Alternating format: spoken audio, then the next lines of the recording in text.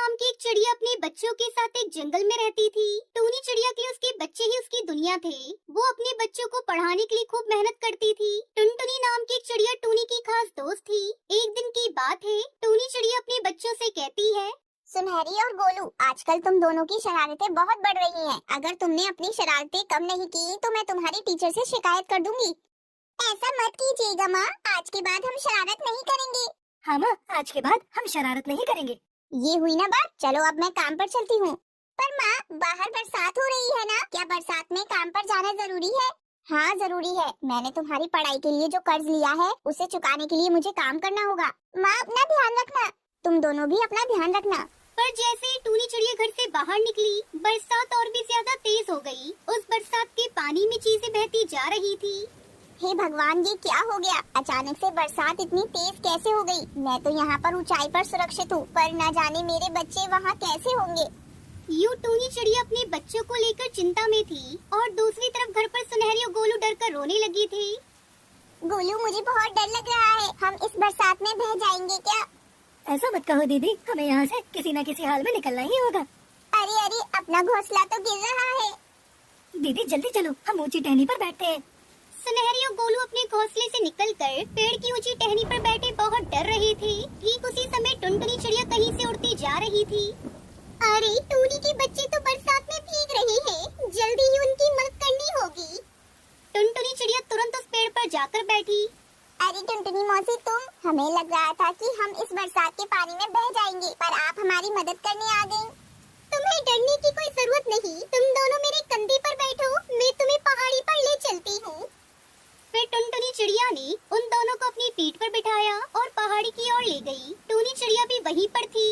टुनटुनी, मैं कब से अपने बच्चों के बारे में सोचकर चिंता में थी, पर तुमने सही समय पर भगवान की तरह आकर मेरे बच्चों की जान बचाई। अरे टूनी, दोस्तों में भला धन्यवाद के लिए कहाँ जगह होती है। वो दोनों बात कर ही रहे थे कि अचानक पेड़ की टहनी टूटकर टुनटुनी चिड़िया पर गिरी और बेचारी टुनटुनी चिड़िया मर गई। नहीं, तुम मुझे छोड़कर नहीं जा सकती टुनटुनी। टूनी चिड़िया ने आंखें खोलकर देखा तो टूनी चिड़िया ने खुद को बिस्तर पर पाया। तब उसकी समझ में आया कि उसने एक बुरा सपना देखा है।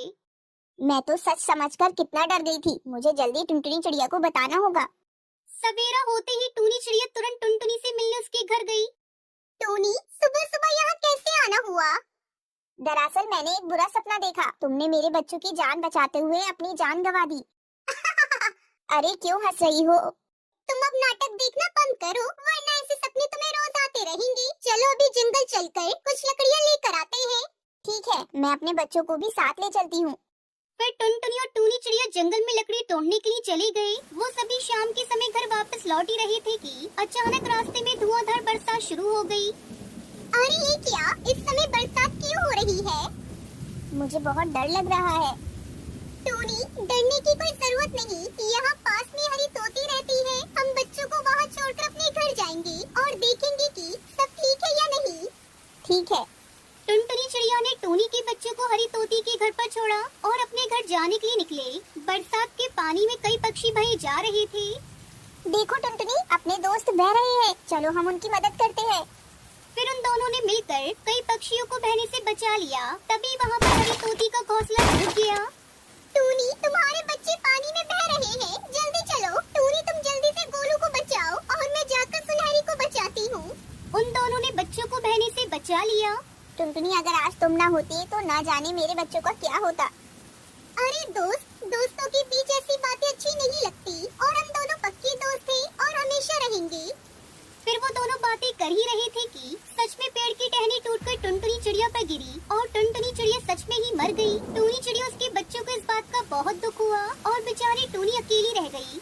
टुनटुनी, तूने सच में बहुत अच्छी दोस्ती निभाई और मैं तेरे लिए कुछ नहीं कर पाई, लेकिन आज मैं खुद से एक वादा करती हूँ, मैं अपने बच्चों को बिल्कुल तेरे जैसी पक्षी बनाऊंगी।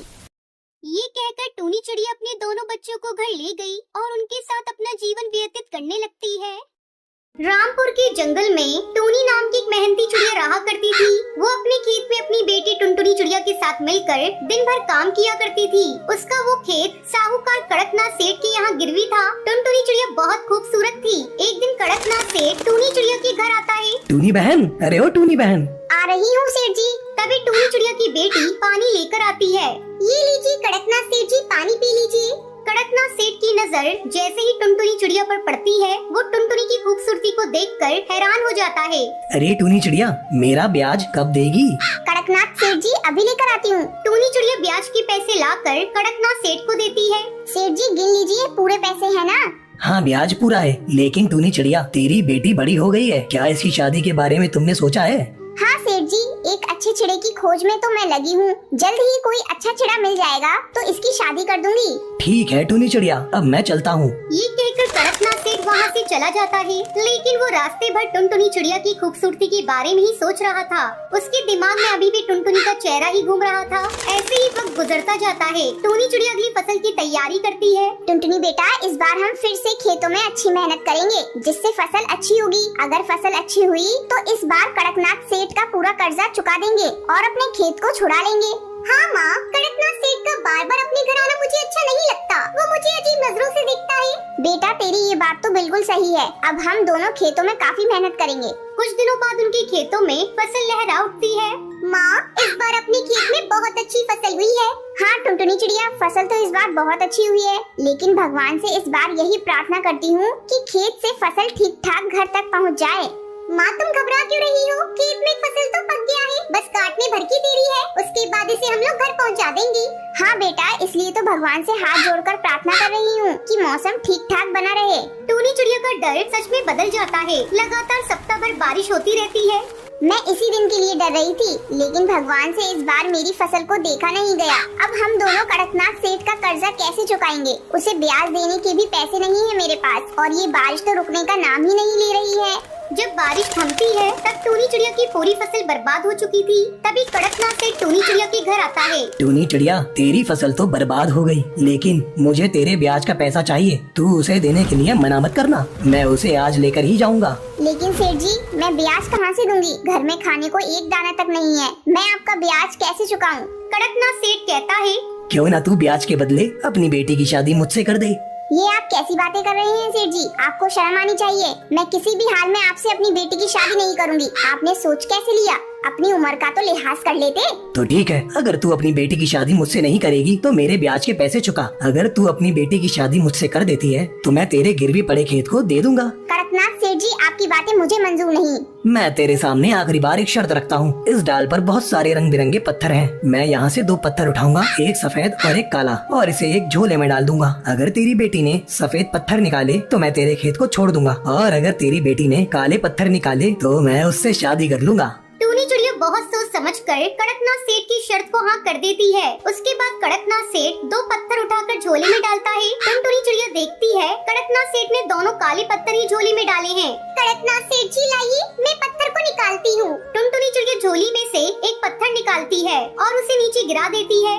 अरे कम बखत, ये तूने क्या किया? इसमें से पत्थर निकालकर तूने नीचे क्यों गिरा दिया? अब मुझे कैसे पता चलेगा कि तूने किस रंग का पत्थर निकाला? तो सेठ जी, आप इतना परेशान क्यों हो रहे हैं? आप देख लीजिए इस झोली में कौन सा पत्थर है। साहूकार झोली में से काला पत्थर निकालता है। वो शर्त हार चुका था और वो टूनी चिड़िया को उसका खेत वापस कर देता है। इस तरह टुनटुनी चिड़िया अपनी समझदारी से कड़कनाथ सेठ से शर्त जीत जाती है। फिर दोनों माँ बेटी खुशी खुशी रहने लगती है।